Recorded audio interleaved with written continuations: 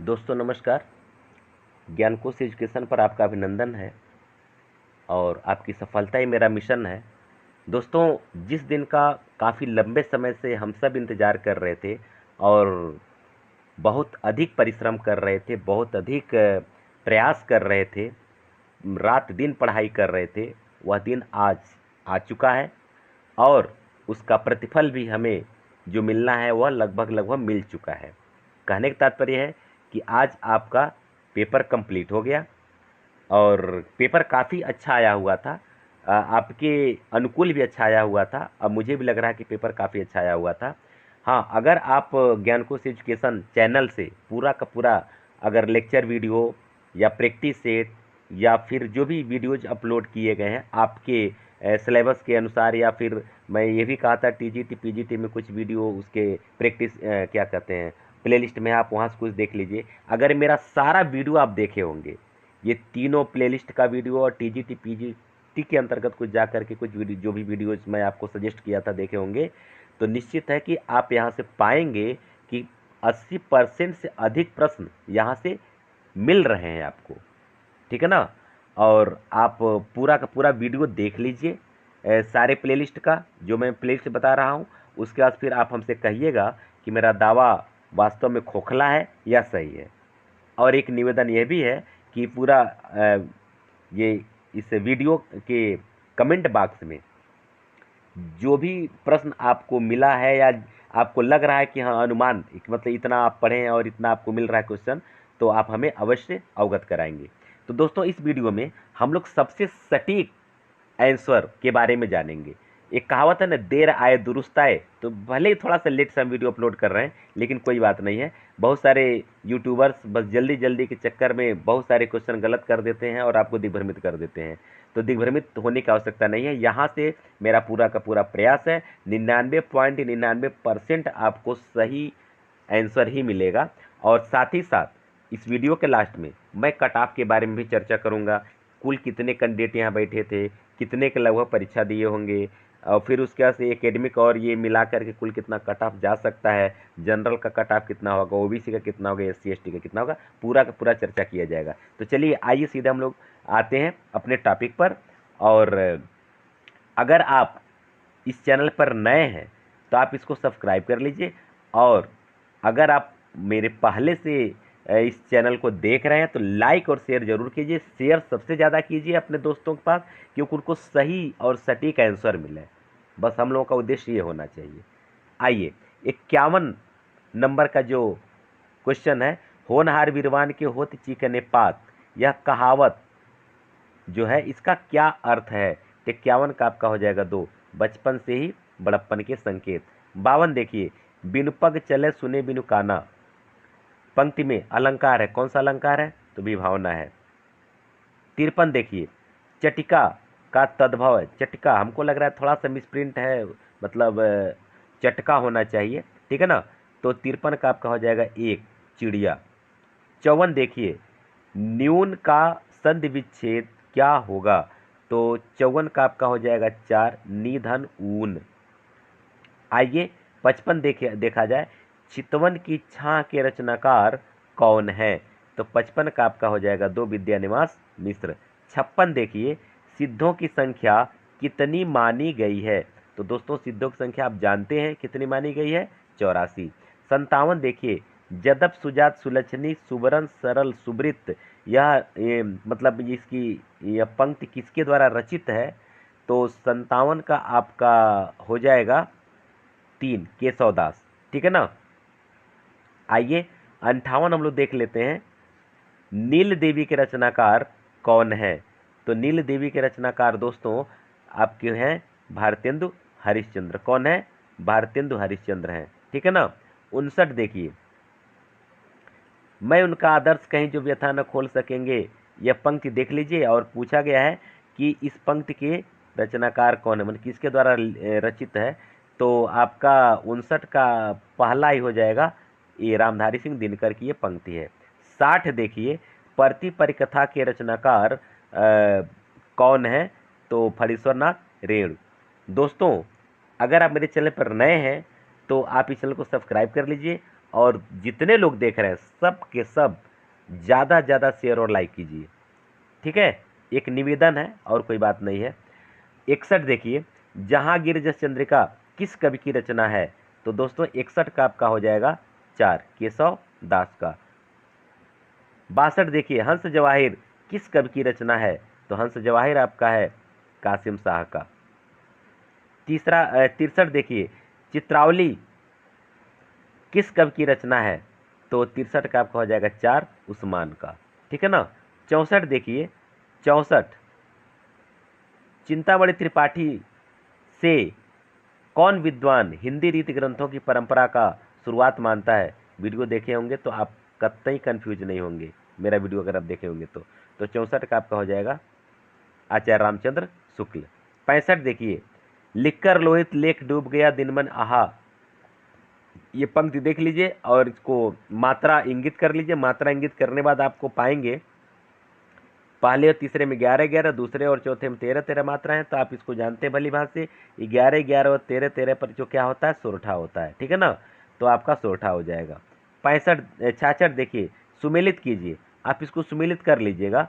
अमृत राय का कमल का सिपाही है, विष्णु प्रभाकर का आवारा मसीहा, मदन गोपाल का कलम का मजदूर और शिवरानी देवी का प्रेम चंद घर में। तो इसका जो है कि आपका जो हो जाएगा 66 का दूसरा। 67 देखिए, यहाँ मिलान कर लीजिएगा। इंदुमती किशोरीलाल गोस्वामी के हैं की रचना है। प्लेग की चुड़ैल भगवान दास का है। 12 वर्ष का समय रामचंद्र शुक्ल का है। दुलाई वाली मंग महिला का है। जब आप इसको मिलान करके देखेंगे तो आप पाएंगे कि आपका पहला विकल्प सही है। 68 देखिए, जिस भाषा का साहित्य वे पढ़ते हैं और जिस भाषा का व्यवहार करते हैं वह नकली भाषा है, लोक भाषा नहीं। तो 68 का आपका हो जाएगा 4, आचार्य रामचंद्र शुक्ल। 69 देखिए, 69 नंबर का जो क्वेश्चन है,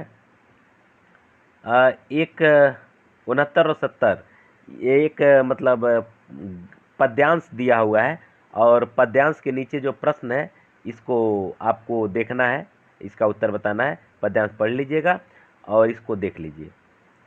उपर्युक्त काव्य पंक्तियों का मूल है 69 का 2, प्रकृति प्रेम। 70 देखिए, उपर्युक्त पंक्तियाँ किसकी हैं? तो 70 का आपका हो जाएगा 3, सुमित्रा नंदन पंत की है ये। 71 देखिए, राम और लक्ष्मण दशरथ के पुत्र थे, इस वाक्य में और है क्या है? तो समुच्चय बोधक अव्यय है। 72 देखिए, निम्नलिखित में से तत्सम तद्भव का युग्म नहीं है, तो इसमें एक युग्म गड़बड़ चल रहा है और वह क्या है आप देखेंगे तो पाएंगे कि पहला ही आपका है। 73 देखिए, वृद्धि संधि का उदाहरण है। वृद्धि संधि का उदाहरण कौन सा है? तो 73 का आपका हो जाएगा 1, एकाएक, 1 धन 1 एकाएक, ठीक है ना। अवधि का विकास किस अपभ्रंश से हुआ? 74 नंबर का प्रश्न। तो आप जानते हैं अवधि का विकास जो है कि अर्धमागधी से हुआ है, ठीक है ना। आगे देखिए 75 नंबर का जो प्रश्न है, निम्नलिखित में से सही विकल्प चुने। सही विकल्प क्या है? उदंत मार्तंड, कलकत्ता 1826, यही सही है। 76 देखिए, 76 नंबर का जो क्वेश्चन है, विद्यापति की रचनाएं हैं। विद्यापति की रचनाएं कौन सी हैं? तो 76 का आपका हो जाएगा 3, कीर्ति पताका, कीर्तिलता और भू परिक्रमा। 77 रामचंद्र शुक्ल ने रीतकाल का समय माना है। कौन सा समय माना है? तो आपका पहला हो जाएगा 1700 से 1900 संवत। यहाँ नीचे 1700 1900 ईस्वी दिया हुआ वो गलत, वह है तो उसको गलत है अगर उसके किए होंगे तो। आइए 78 देखिए, भाषा के मानकीकरण का संबंध भाषा के किस रूप में होता है? तो दोस्तों 78 का आपका हो जाएगा ए, लिखित भाषा में होता है। 79 देखिए, बुंदेली किस उपभाषा समूह की बोली है? तो 79 का आपका हो जाएगा 2, पश्चिमी हिंदी की। 80 पश्चिमी हिंदी का उद्भव अपभ्रंश के किस रूप से हुआ? तो 80 का आपका हो जाएगा 2, सौरसेनी से, ठीक है ना। 81 देखिए, श्रद्धा और प्रेम का योग का नाम भक्ति है। अगर आप मेरे कथन का वीडियो देखे होंगे तो इसमें कहीं कोई कन्फ्यूजन नहीं होना चाहिए। तो 81 का आपका हो जाएगा 3, आचार्य रामचंद्र शुक्ल। 82 देखिए, रीति मुक्त काव्यधारा की विशेषता नहीं है। तो 82 का आपका हो जाएगा 3 रीति कर्म प्रधान काव्य। ठीक है ना। आइए 83 देखा जाए, हिंदी में कठिन काव्य का प्रेत किस कवि को कहा गया है? तो 83 का आपका हो जाएगा 4 आचार्य केशव दास।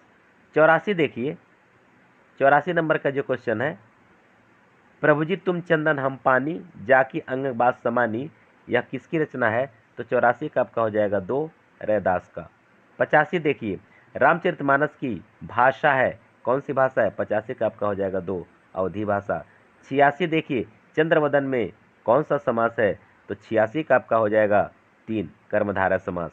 87 देखिए, राजपुत्र में कौन सा समास है? तो राजपुत्र में आपका हो जाएगा 87 का 3 सॉरी 87 का 1 तत्पुरुष समास, राजा का पुत्र राजपुत्र। ठीक है ना। क्या हो रहा है ये, हाँ राजपुत्र। ठीक है ना। 88 देखिए, ये एक वाक्यांश गद्यांश है, गद्यांश को पढ़ लीजिएगा, पढ़ने के बाद सीधे हम इसके उत्तर पर आते हैं। उपयुक्त अवतरण का उपयुक्त शीर्षक क्या होगा? तो इसका जो है कि आपका 88 का चौथा हो जाएगा हिंदी जीवंत भाषा। अब देखिए आयोग क्या सही मानता है, लेकिन सबसे सटीक यही है। 89 देखिए, समाज में हरिजनों की समस्याओं का चित्रण प्रेमचंद जी ने किस उपन्यास में किया है? तो 89 का आपका हो जाएगा 4 कर्मभूमि में किया है। 90 देखिए, सिद्ध कवि सरापा और किस नाम से जाने जाते थे? तो 90 का आपका हो जाएगा ए सरोज ब्रज के नाम से भी जाने जाते थे। 91 नंबर का क्वेश्चन देख लिया जाए, विशिष्टा द्वैतवाद सिद्धांत के प्रवर्तक आचार्य कौन है? तो 91 का आपका उत्तर हो जाएगा सी रामानुजाचार्य।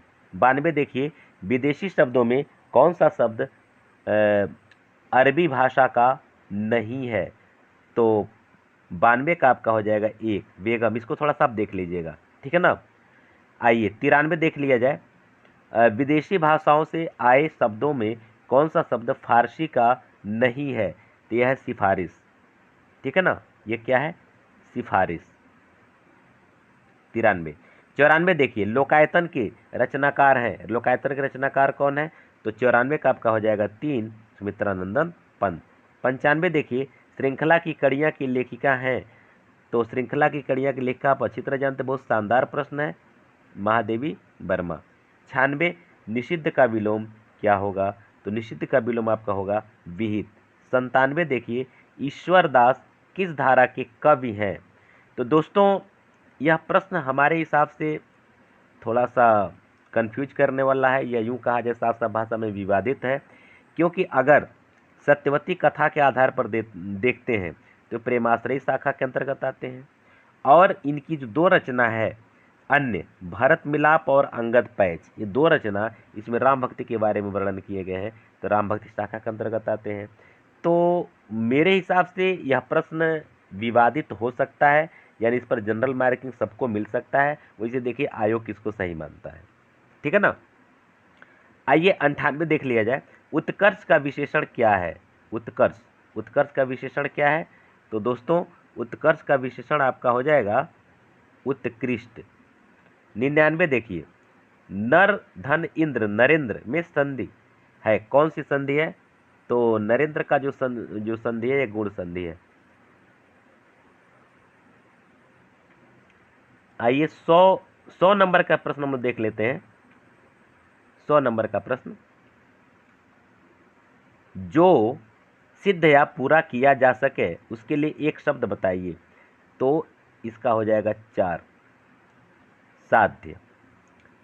फिर 101 8 मास बीते जजमा अब तो करो दक्षिणा दान, निश्चित है कि यह गलत नहीं होना चाहिए, इसको पढ़ाया भी गया है, यह प्रताप नारायण मिश्र का ब्राह्मण में है। ठीक है। 102 जो दोहराया न गया हो उसके लिए एक शब्द कौन सा है? तो 102 का आपका है पहला अनावर्त। 103 कवितावली में तुलसी ने किस रूप में कथा का वर्णन किया है? तो 103 का आपका हो जाएगा 3 मुक्तक रूप में कवितावली की रचना किया है। ठीक है ना, राम कथा का वर्णन किया है। 104 जो है भेजे मन भावन के उद्धव के आवन की सुधि ब्रजगावन में पावन जबे लगी। यह पंक्ति के रचनाकार कौन है? तो 104 का आपका हो जाएगा 4 जगन्नाथ दास रत्नाकर। 105 देखिए, कविकुल कल्पतरु किस कवि की रचना है? तो 105 का आपका हो जाएगा चौथा चिंतामणि की रचना है। सूर्यकांत त्रिपाठी निराला रचित अप्सरा क्या है? बिल्कुल आप जानते हैं, इसमें कोई कंफ्यूजन नहीं है, उपन्यास है। 107 देखिए, 107 प्रकाशन वर्ष के अनुसार निम्न में से एक गलत है। तो एक गलत जो है कि कर्मभूमि ही लग रहा है, 1920 की रचना नहीं है। थोड़ा सा कंफ्यूज है, लेकिन 30 के बाद की रचना, 30 से 35 के बीच की, 32, 33, 34 कुछ इस तरह का है। इसमें थोड़ा सा कंफ्यूज है, याद नहीं पड़ रहा है, ठीक है ना। आगे देखिए, 108 रामकुमार वर्मा कृत बादल की मृत्यु किस विधा की रचना है? 108 का हो जाएगा आपका 4 एकांकी। ठेले पर हिमालय के लेखक, कहीं कोई कंफ्यूजन की स्थिति नहीं होनी चाहिए, धर्मवीर भारती का। 110 निम्नलिखित में से कौन सा शब्द पुल्लिंग नहीं है? तो आप जानते हैं शरीर के कुछ अंग स्त्रीलिंग होते हैं, कुछ अंग पुल्लिंग के होते हैं। तो आपका 110 का 1 ये जीव जो है कि ये पुल्लिंग के अंतर्गत नहीं है, स्त्रीलिंग के अंतर्गत आता है ये, ठीक है ना। आगे देखिए, फोर्ट विलियम कॉलेज की स्थापना कहाँ हुई थी? तो 111 का आपका हो जाएगा 4 कोलकाता में हुई थी। नामदेव का जन्म कहाँ हुआ था? तो नामदेव का जन्म हुआ था महाराष्ट्र में। 113 नंबर का क्वेश्चन, मैथिल कोकिल कहा जाता है, किसे कहा जाता है? विद्यापति को। 114 प्रत्येक देश का साहित्य वहाँ की जनता के चित्तवृत्ति का संचित प्रतिबिंब होता है। यह इस कथन का वीडियो टीजीटी पीजीटी की प्लेलिस्ट में है, मैं आपको कई बार सजेस्ट किया था, आप वहाँ से जाकर के देख लीजिएगा, देखे होंगे तो कहीं कोई गलत नहीं होगा, ठीक है ना। आचार्य रामचंद्र शुक्ल का। 115 निम्नलिखित में भवानी प्रसाद मिश्र की रचनाएं हैं। भवानी प्रसाद मिश्र की रचनाओं के बारे में बताया गया है, उल्लेख किया गया है, और यही आपका सही है। गीत फरोज, कमल के फूल और सतपुड़ा के जंगल, ठीक है ना। 115 नंबर का क्वेश्चन देख लिया जाए। 116 नंबर का क्वेश्चन, कर्म का भोग का कर्म का, कर्म का भोग, भोग का कर्म, यही जड़ चेतन आनंद। दोस्तों यह पंक्ति कामायनी की लग रही है, 99% मुझे लग रहा है, लेकिन थोड़ा आप भी देख लीजिएगा, लेकिन मुझे लग रहा है कि यही सही है। 116, ठीक है ना। 117 देखिए, राम तुम मानव हो ईश्वर नहीं हो क्या, यह किसकी पंक्ति है? तो यह पंक्ति है मैथिली शरण गुप्त की, जो साकेत से लिया गया है। 118 देखिए, रांगे राघव के उपन्यास कब तक पुकारूं के केंद्र में है। 118 का आपका हो जाएगा 2, जरायाम पेशा नटों की जिंदगी पर बनी यह पुस्तक है। रामधारी सिंह दिनकर की पहली रचना क्या है? इनकी पहली रचना है रेणुका, क्योंकि रेणुका के पहले भी इनकी 2 कविताएं प्रकाशित हुई थी, लेकिन उसका जिक्र अगर नहीं है तो रेणुका ही आप सही करेंगे, क्योंकि रेणुका का प्रकाशन वर्ष जो है यह आपका है 1935, ठीक है ना। और हुंकार का जो प्रकाशन वर्ष है यह 1938 है, ठीक है ना। तो प्रकाशन वर्ष के हिसाब से आपका रेणुका ही सही है। आगे देखिए, 120 निम्नलिखित में एक गजानन माधव मुक्तिबोध का लिखा हुआ नहीं है।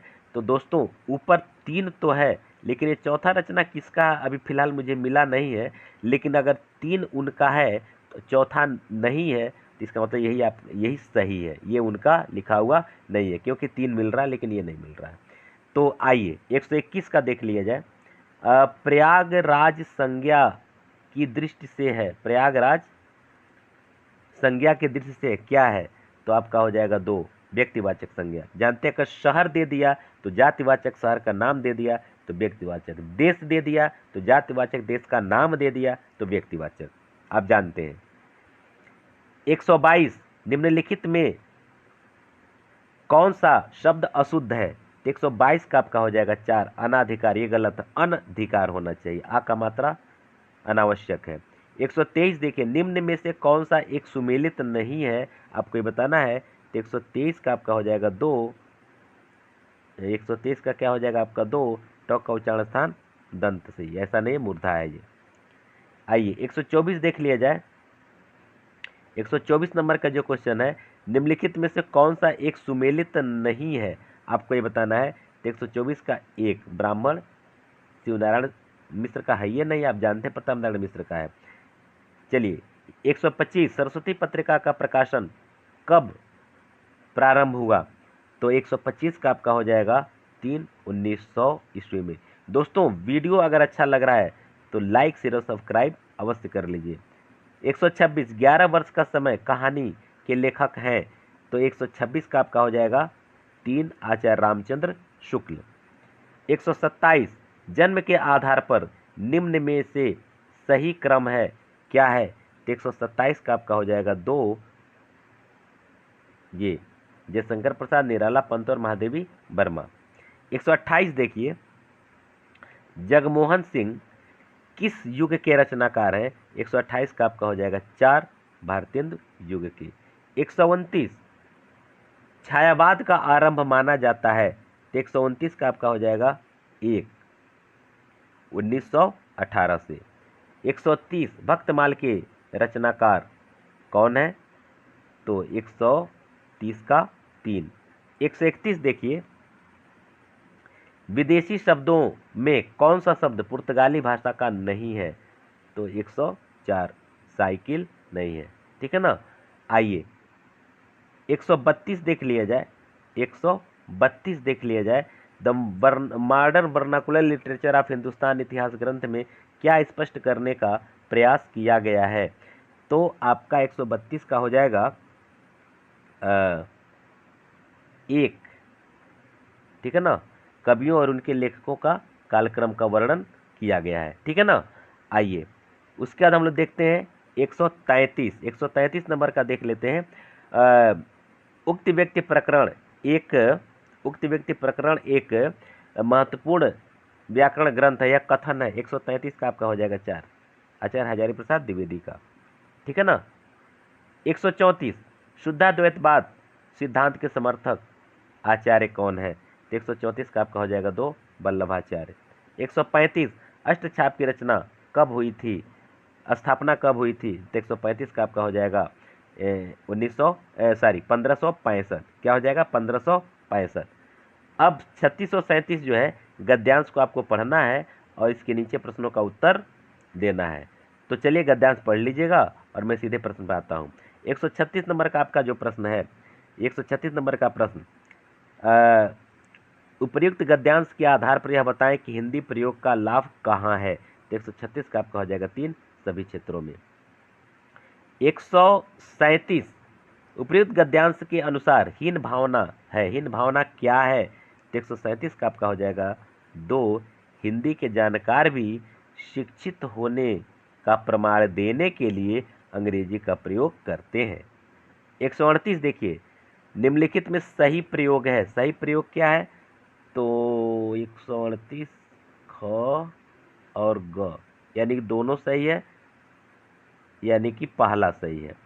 10 मन तेल खर्च हो गया, धान कट गया। आइए 139 काट का उल्लू का अर्थ है, 139 का 1 बिल्कुल मूर्ख होना। 140 वह पाव भर आटा लाया, इस वाक्य में पाव भर क्या है, 140 का आपका हो जाएगा 2 परिमाणवाचक। दोस्तों यदि आप यूपी टेट 2021 या सी टेट 2021 की परीक्षा की तैयारी कर रहे हैं, तो जिस तरह से मैं कंप्लीट कोर्स तैयार करवाया हूँ जूनियर एडेड का, उसी तरह से कंप्लीट कोर्स मैं करवा रहा हूँ सी टेट और यूपी टेट का। उसका वीडियो अपलोड होना शुरू हो गया है, उसका प्लेलिस्ट भी बन चुका है।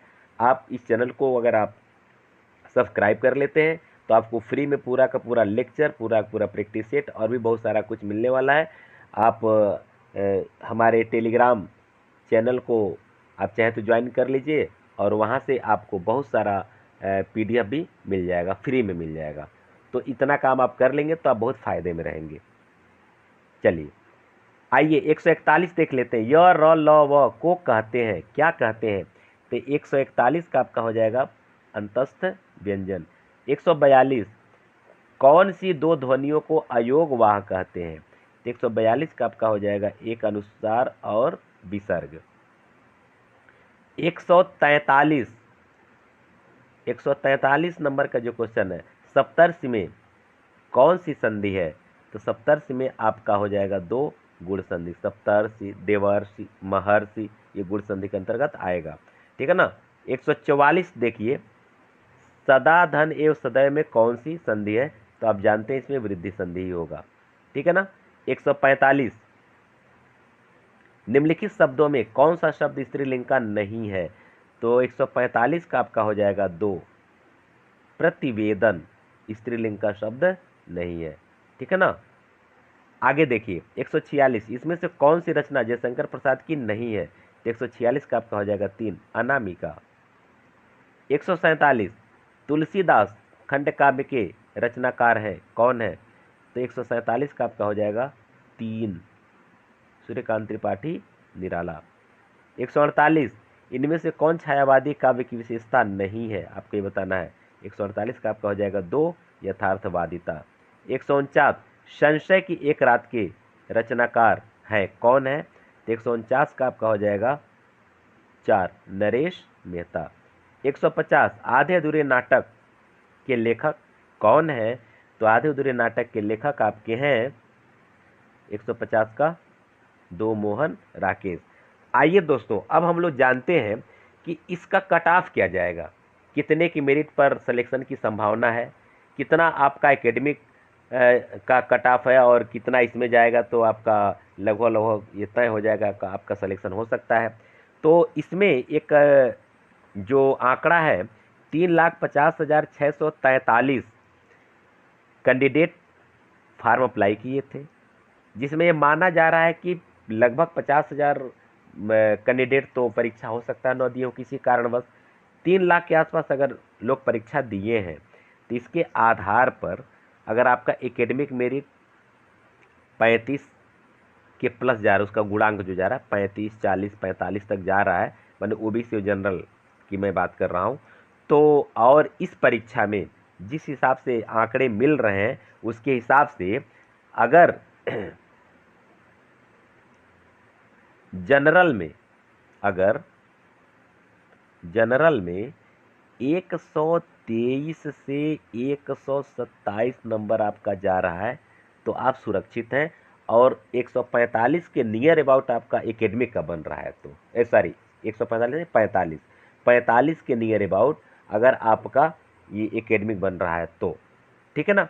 अगर मैं ओबीसी की बात करूं, ओबीसी, तो ओबीसी में लगभग मान के चलिए कि 116 से लेकर 120 के बीच में अगर आपका ये जा रहा है नंबर, तो इतना स्कोर अगर आपका हो रहा है तो काफ़ी आप सुरक्षित जोन में हैं। और आपका लगभग 135 से 140 के बीच में अगर आपका एकेडमिक आ रहा है तो काफ़ी अच्छी स्थिति आपकी है।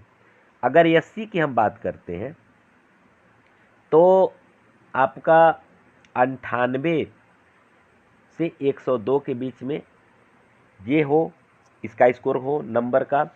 और आपका एकेडमिक अगर 130 से 35 के बीच में जा रहा है, 130 नहीं, 30 से 35 के बीच में जा रहा है, तो आप अच्छी कंडीशन में हैं।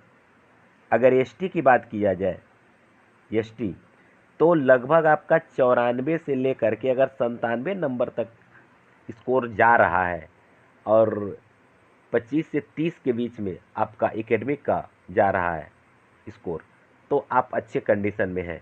तो यह एक अनुमान है, बाकी आयोग कैसे मतलब क्या गुणांक बनेगा, कितने पे मेरिट आएगी, कितना क्या होगा, ये तो खैर भविष्य के गर्त में है, लेकिन एक अनुमान है कि अगर आप इतना कर रहे हैं तो आप सुरक्षित जोन में हैं।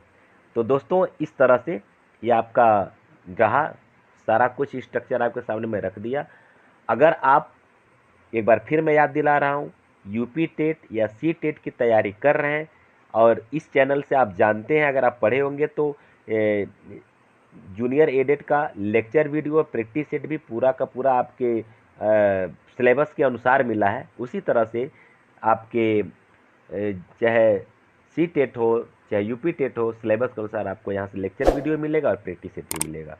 इसलिए अगर आप नए हैं तो इस चैनल को सब्सक्राइब कर लीजिए, लाइक और शेयर ज़्यादा से ज़्यादा कीजिए। आप सबको बहुत बहुत धन्यवाद।